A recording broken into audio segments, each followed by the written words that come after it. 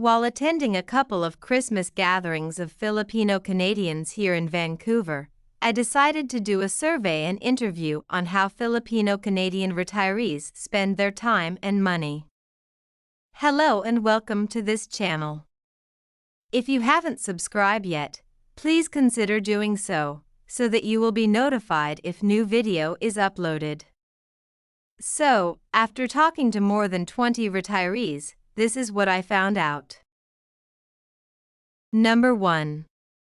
Many of them are still in the workforce. Yes, you heard it right. Many of our senior citizens ages 65 to 70 are still working full-time. When asked why are they still working, many said they love their job while others said they will be bored doing nothing when they retire. They claimed that they will continue working for as long as they can. But the sad reality is that many of our Filipino-Canadian retirees are going back to the workforce because they found out late in life that government pension is not enough to sustain a lifestyle they were used to. With no other source of retirement funds like RRSP and other investments, going back to work either full-time or part-time is the ultimate option. Number 2. While many are going back to the workforce, other retirees augment their retirement pension by collecting recycles like bottles, cans, and plastic and sell them at the bottle depot. You can see them hopping from train station to another checking the garbage bins for recycles. Others do it along the roads, especially during garbage collection days when residents bring out their garbage bins for pickup. Another seasonal activities that retirees are doing to earn money is berry picking during summer. Farmers will open their farm and anybody can come in at any time to harvest the berries.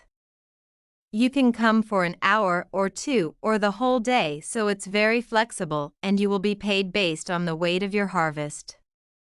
The advantage of collecting recycles and berry picking is you are paid in cash, so you keep it all, no tax deduction, unless you want to declare it as income. Number 3. To save money or to reduce household expenses, some retirees are living with their adult child or the other way around. While living with your adult child together with his or her family has some advantages like closer family ties and lesser living expenses, there are disadvantages that are detrimental to the lifestyle of the retiree. In most cases, they will be exploited in doing the household chores like cooking, washing the dishes, cleaning the house inside out, and become a nanny to their grandkids. I'm sure every grandparents are willing to help, but doing it every day for years might be too much. I live close to a daycare school and I observed that most Asian-looking kids are being brought in by their grandparents and they will come back in the afternoon to take them home. Again, I am not saying that this is exploitation, but doing it every day might be too much. Number 4. Many Filipino-Canadian retirees are regular customers at food bank and other charity organizations. Yes, our retirees will do everything to minimize expenses, especially on groceries and other basic needs, by going to the food bank where they can get it for free. In our church, we distribute bags of groceries twice a month to the neighborhood, in coordination with food bank. And like 10 years ago, I don't see any Filipino Canadians coming in to avail of it, but now they are well represented. Also, our feeding program in which we provide free meals twice a month at the church hall is always full, and I saw some Filipino-Canadian retirees coming in regularly. Finally, number 5. Some Filipino-Canadian retirees still send money to the Philippines. What? Yes, you heard it right.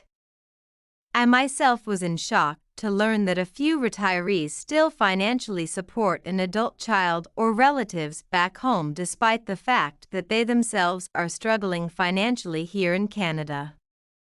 They claimed that being poor in the Philippines is worse than being poor in Canada, that's why they are mandated to help. But is this not another form of exploitation among our senior citizens? Or maybe our retirees spoiled them all their lives, giving them fish every time without teaching them how to fish themselves. Well, I'll leave that for you to decide. But what is clear here is the fact that our retirees of today are struggling financially because they rely mainly on government pension. For us, the future retirees, we need to learn from this. We need to start saving and investing for retirement if we want to live a decent life when it's time for us to hang up our gloves. There you have it, folks. Living in Canada in retirement is totally different than living in the Philippines, where you can be a king if you want to. Thanks for watching, and please subscribe if you haven't done it yet. Adios.